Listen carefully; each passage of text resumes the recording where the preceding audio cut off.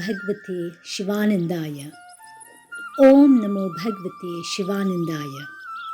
Om Namo Bhagavate Shivanandaya. My humble prostrations at the feet of our beloved Master, Sri Swami Shivananda, our most revered Pujya Swamiji, Swami Sahajananda, and dear brothers and sisters.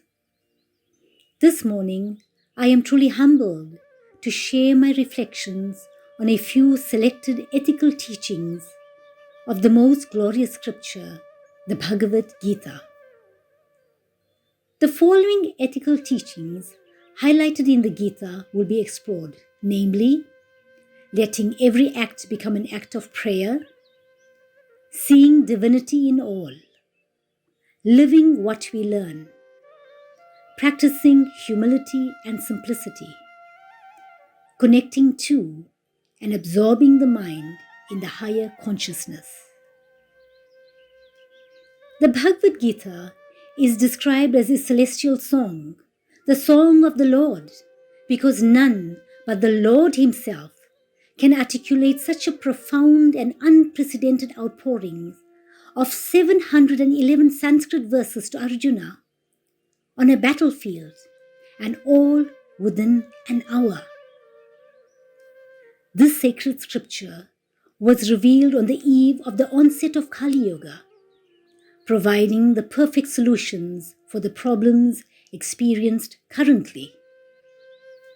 The battlefield of Kurukshetra represents our present world, and Arjuna's dilemma, despair, and cry for help reflects the experience of all mankind.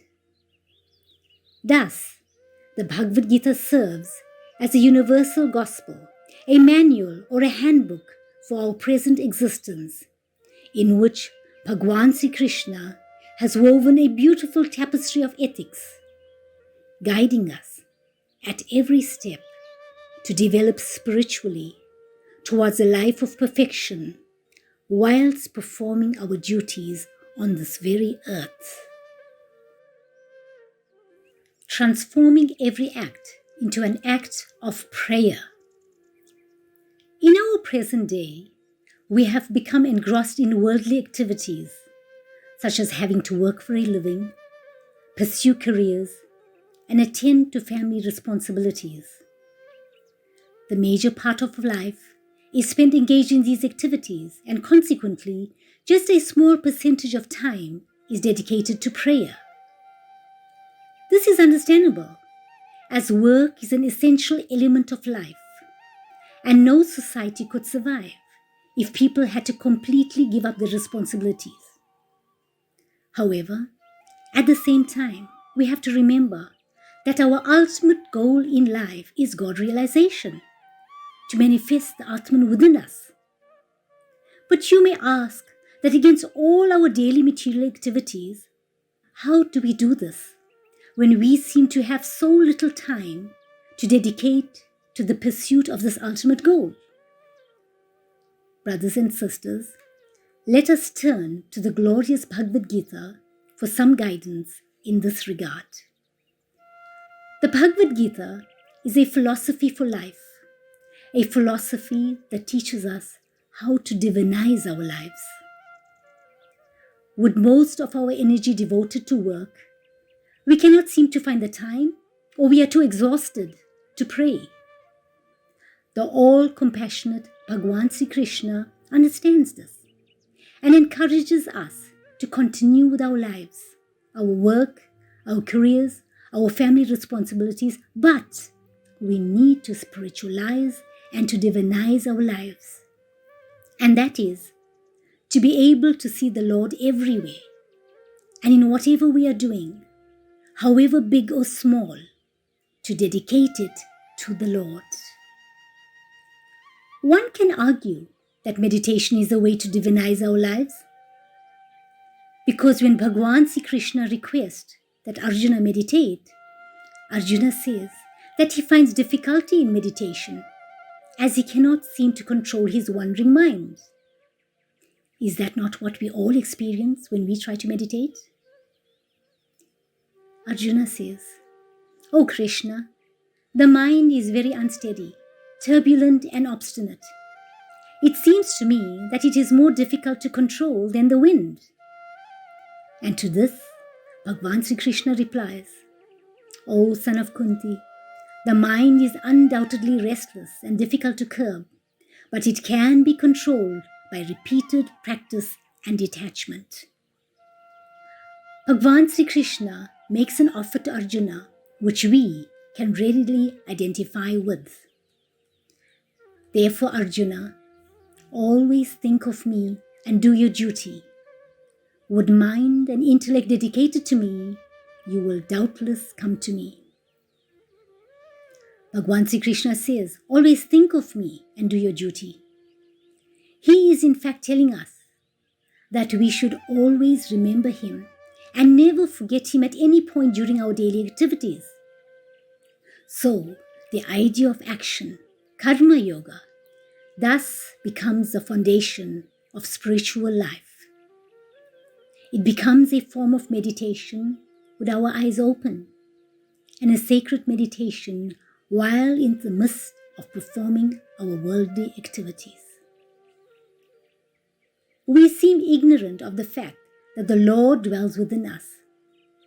It is easy to say it, yes, but very difficult to see and realize this. To remove this ignorance, we need knowledge, enlightenment, and the awareness, thou art that, Tattvam Asi. The turbulent mind is unable to absorb or assimilate this knowledge. Why? Because it is easily distracted, and that is why meditation becomes a challenge. Hence, the importance of doing karma yoga. The essence of this is contained in the following declaration of Bhagavan Sri Krishna. Remembering me, do the duties of your life. If we perform and remember the Lord while we perform our duties, no matter how menial the task, if we serve, centered in him, this work becomes worship. It is the highest form of sadhana. Bhagavan Sri Krishna goes on further to say, fix the mind on me alone. Let your intellect rest in me, and you will live in me alone. In other words, the Lord tells Arjuna and all mankind that whatever work we do in this world, we must offer it as worship of the Lord. As we continue with this practice, we will be motivated to do more, to serve the sick, the poor, and the needy. And if we do this without desire, that is, for no personal gain, rewards, or acknowledgement, this becomes nishkama karma. And when we continue working with this attitude, this karma yoga becomes upasana, which is work elevated into worship of the Lord. It is said that when we convert our worldly activities into upasana, not only would the spiritual life be benefited, but the worldly life would also thrive.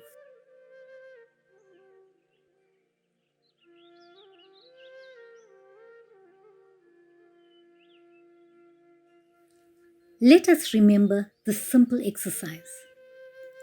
When we go about our work, let us remember to hold the feet of the Lord with one hand and do your work with the other hand.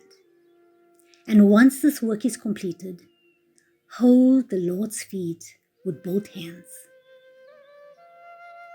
These actions purify the mind, and thus, when we eventually sit for meditation, this restlessness, this distraction will be removed, and with this pure, calm mind, meditation becomes possible.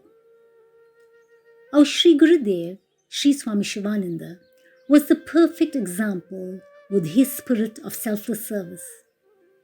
He would serve the sick monks and keep all-night vigil when they were ill. One night, Sri Gurudev realized that he had not given a more effective medication to a passing pilgrim. This pilgrim had already proceeded with his onward journey. Sri Gurudev ran after him and after 6 kilometers managed to catch up with the pilgrim and give him the medication.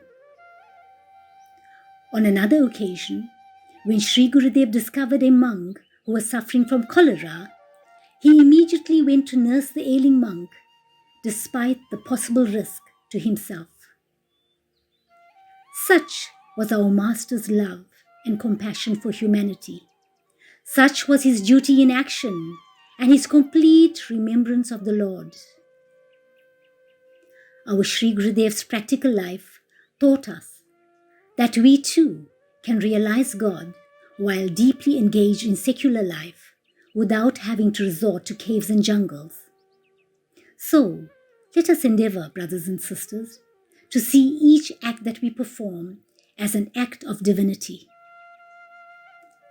The second teaching is closely linked to the act of prayer because without it, we will not be able to divinize our lives. Seeing divinity in all. In the yoga of divine manifestations, we come across various verses that reveal Bhagwan Sri Krishna in all his magnificence and grandeur. He who sees the Supreme Lord dwelling alike in all beings, the imperishable in things that perish, he sees indeed, for, seeing the Lord as the same, everywhere present, he does not destroy the self by the self, and thus goes to the highest goal. Bhagwan Sri Krishna further states, "There is no end to my divine manifestations, O conqueror of enemies. What I have declared to you is a mere sample of my divine glories." Now, upon careful study of the verses, we see that Sri Krishna is telling us that we must have complete realization of him, that we must be able to see him in both aspects, not only as the all-pervading supreme being beyond this earth, but also as the indwelling presence in all creation. We have to become God-conscious to understand that the self that dwells in man is God.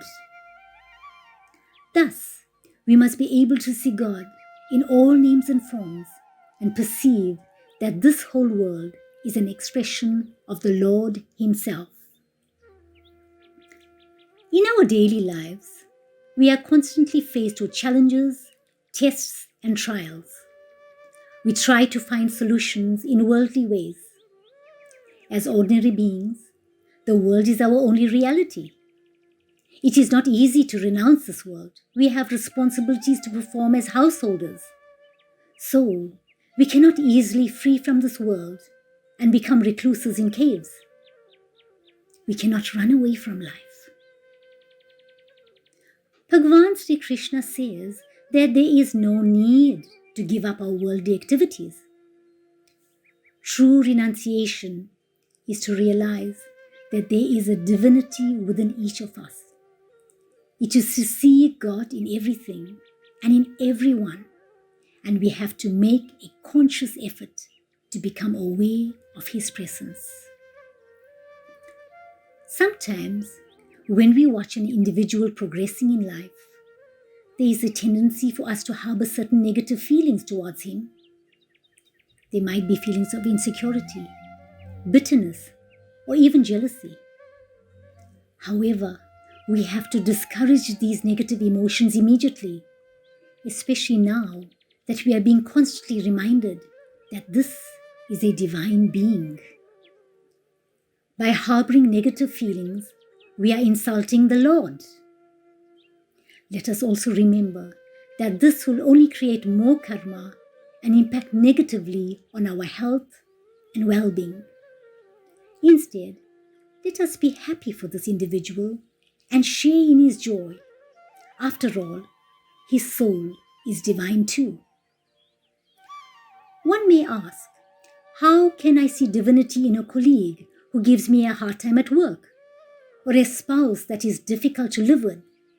The only thing I see is red. I am so full of rage for this person. Thus, it is important to study the enlightening verses of the Gita to equip us with correct knowledge and the necessary spiritual strength to deal with these conflict situations in our daily lives. Select a few verses from the Gita which inspire and comfort you when you're experiencing a problem. Like Arjuna, go onto your knees and pray to the Lord. Study and recite these verses sincerely and offer your problems to the Lord. You will feel inspired and all your miseries will gradually pass. These verses in the Gita provide practical hints for solving issues that confront us in our daily lives. Remember, the more you study the verses with devotion and faith, the deeper your knowledge becomes and the clearer your thinking.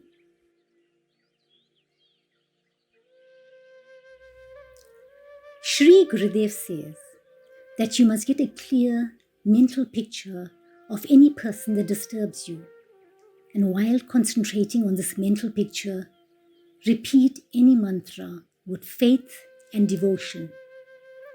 A particular vibration is created when a mantra is repeated, which will be directed to that particular individual, giving strength and bringing about the necessary transformation in that individual. The moment we find ourselves in this situation, we must chant the Lord's name and call for help. Remember also that these negative emotions are all forming in the mind, so we have to divert the mind and distract it from this negative emotion that is developing. How do we do this? By entertaining only divine thoughts, and most importantly, remembering that the divine being is seated in that person. Our Puja Swamiji would often say that quarrels, disagreements, and anger outbursts between spouses and family members attract and invite demonic forces. The mind becomes weak, and these forces enter and wreak havoc. We have to learn not to feed the fire, but instead to diffuse it. We are so fortunate to have our spiritual master, Sri Swami Shivananda, and our Puja Swamiji, Swami Sahajananda, who were the perfect examples of the teachings of the Bhagavad Gita, and especially of seeing the Lord in all. Our Sri Gurudev would prostrate reverently at the beggars and treat the lepers who were abandoned by society.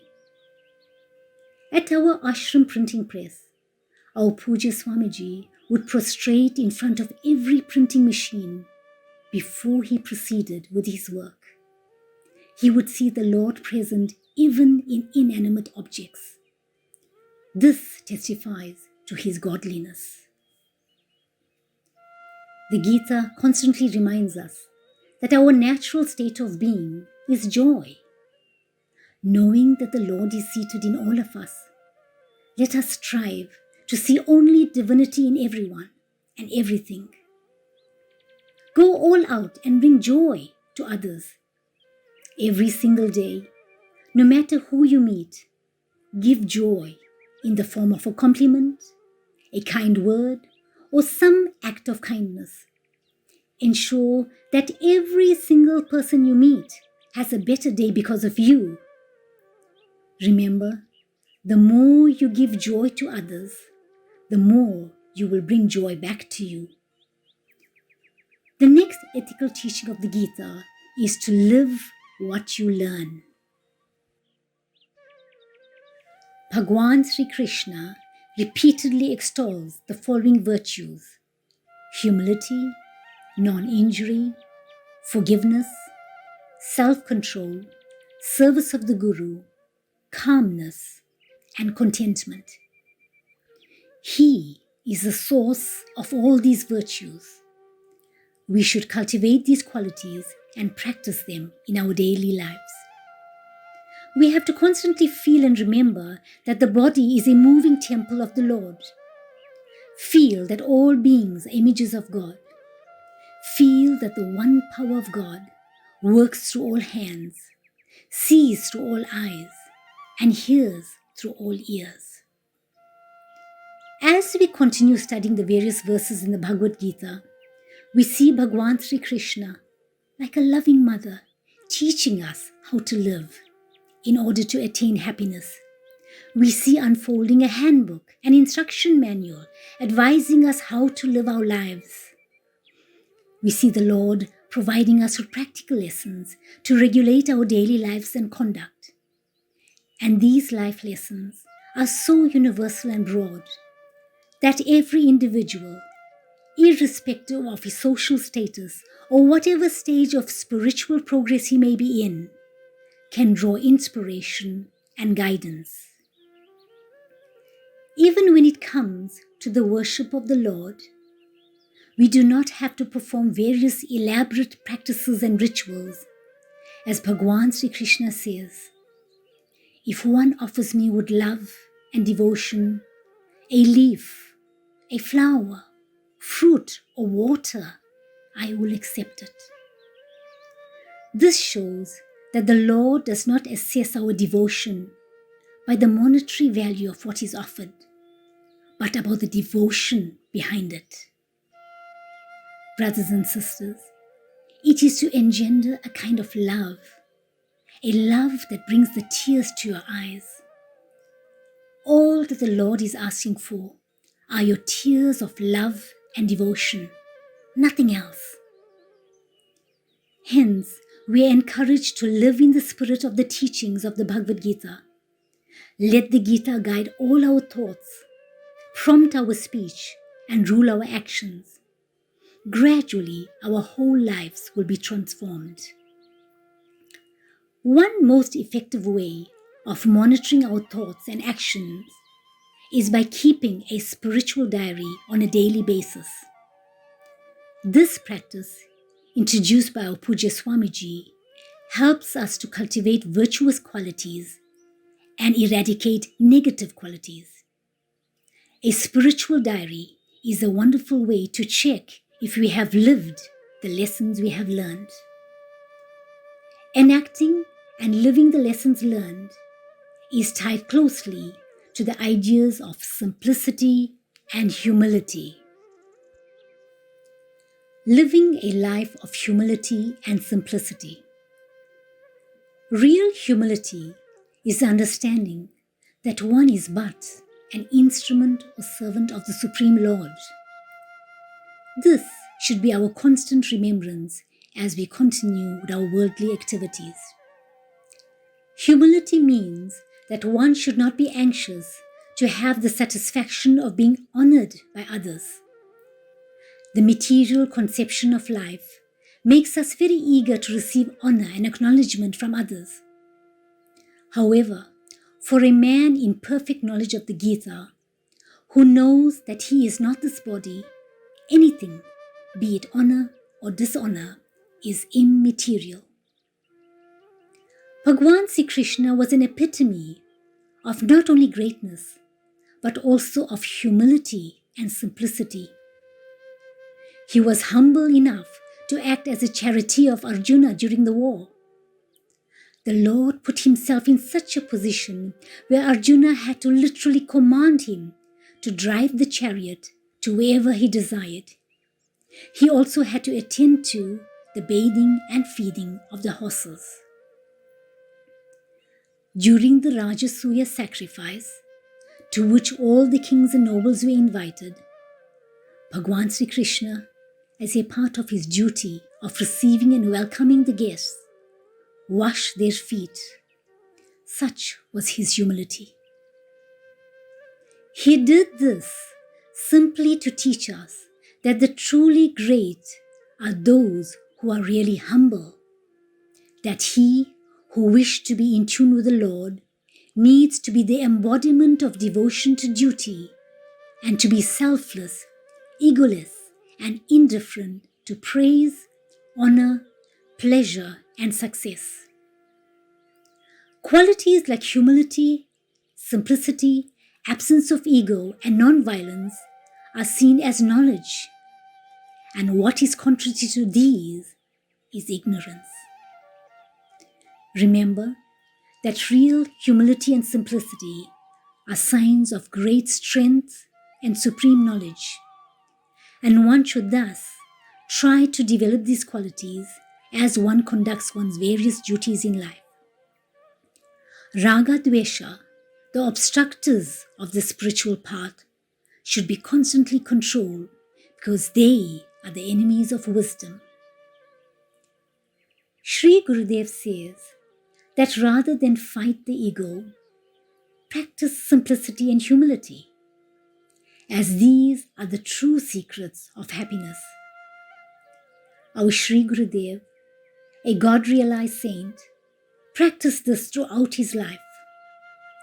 When people encountered Sri Gurudev, they claimed that he always made them feel that they were the most talented people in the room.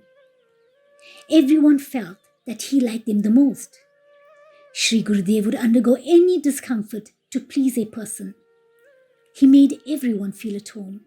He would laugh and talk like a child. His countenance just filled everyone with awe and reverence. When Sri Gurudev was given a garland, he would comment, "Oh, put on the garland and the ego will go up."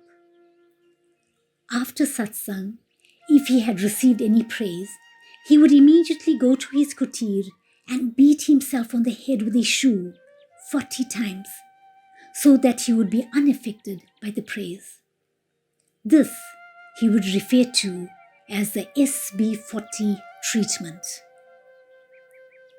Sri Gurudev would prostrate to saints and scavengers and bow down to stones and donkeys.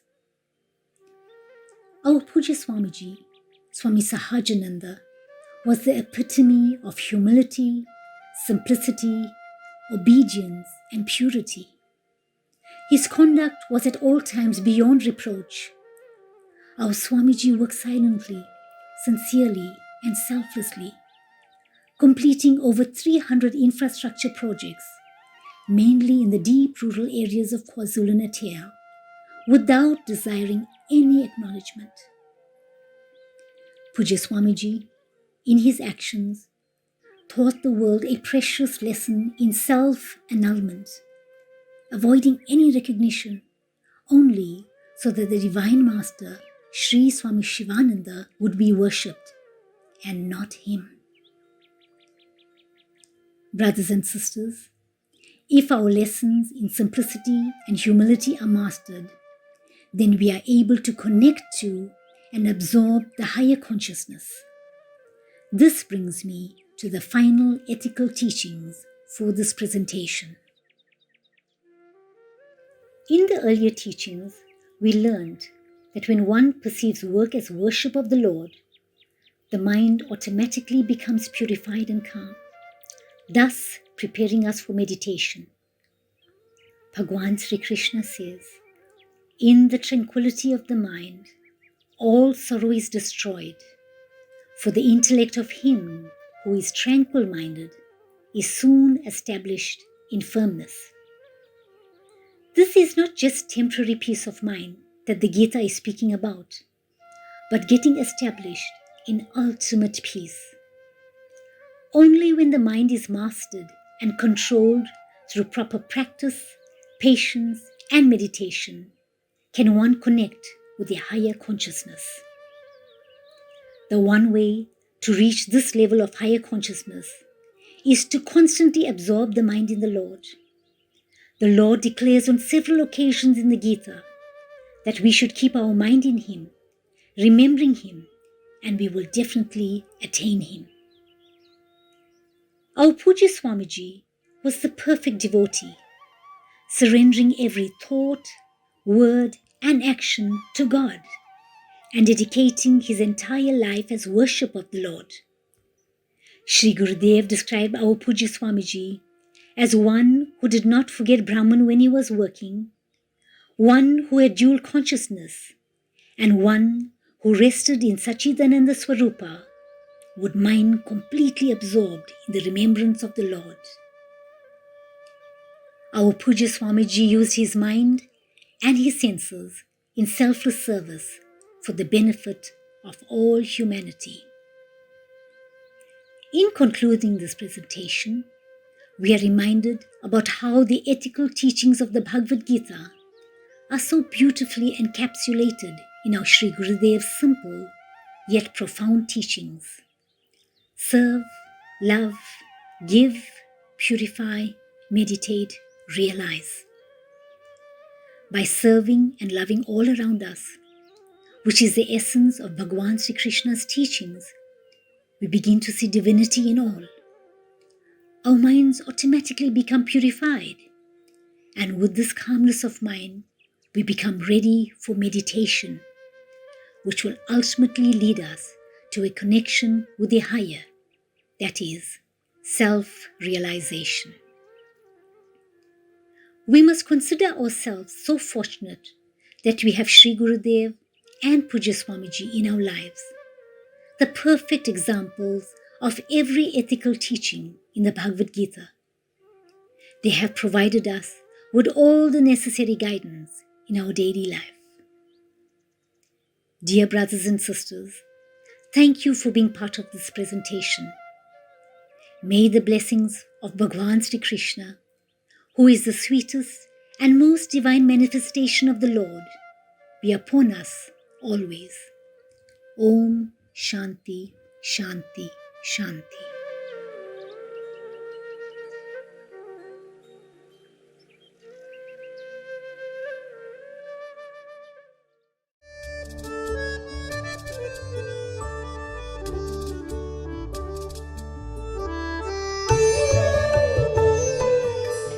Om Namo Bhagavate Shivanandaya. Hari Om and good morning to all listeners. This morning I will be enlightening you on the life of our majestic Divine Master Sri Swami Shivananda. A brief background into the life of Sri Swami Shivananda. In his early boyhood days, our master was known as Kupaswami. The spirit of giving freely and sharing was ingrained in him. A friend of Kupaswami recalled how as a lad, he one day ran out with his plate of food when he heard a beggar cry outside his home. The intelligent lad had the gift of divine vision even at that age. If his father sent him to purchase fruit for his daily worship, Kupaswami would often not hesitate to distribute the fruit to the poor and needy en route. On his return home, he would inform his father that he had already worshipped God in the poor. What a grand vision he had! During his student days, he was brilliant in the classroom as well as on the sports field. He always came out first in his class. He was bold and cheerful, something which we should all strive to be. Good health to him was just as important as learning. He chose to practice gymnastics and fencing. As the desire to serve others was in the master's nature, it was but natural that he should choose a medical career. Although his parents wanted him to follow another line, the master was adamant in his desire to practice medicine. The doctor's professions provided him with ample evidence of sufferings in this world, and he realized that true, lasting happiness cannot be had by merely acquiring wealth. So, he abandoned the life of ease and comfort, and his new vision was now to realize God. On 1st June 1924, the master entered the Holy Order of Sannyas as Swami Shivananda Saraswati. The master's approach on spiritual matters was unique and original. He imitated none. In spite of prolonged periods of meditation, the master would find time to serve the sick monks and passing pilgrims. Swami Shivananda was an optimist. A negative attitude had no place in him. Every word uttered, every sentence he wrote, was charged with a rare spiritual power because he taught what he himself practiced in his daily life. This was the outstanding feature of his personality. As an author of over 250 books, Swami Shivananda also catered for the needs of younger readers. I encourage other children to obtain a copy of the following two publications entitled Divine Life for Children, and God is My Friend. The book Divine Life for Children is for boys and girls between the age of 9 and 16. It includes simple, practical spiritual instructions and an overview of Hinduism. God is My Friend is for the very young children, and the master's writings have been adapted so that they can easily understand. On this special day, we give thanks to Sri Gurudev for his spiritual gifts and guidance always.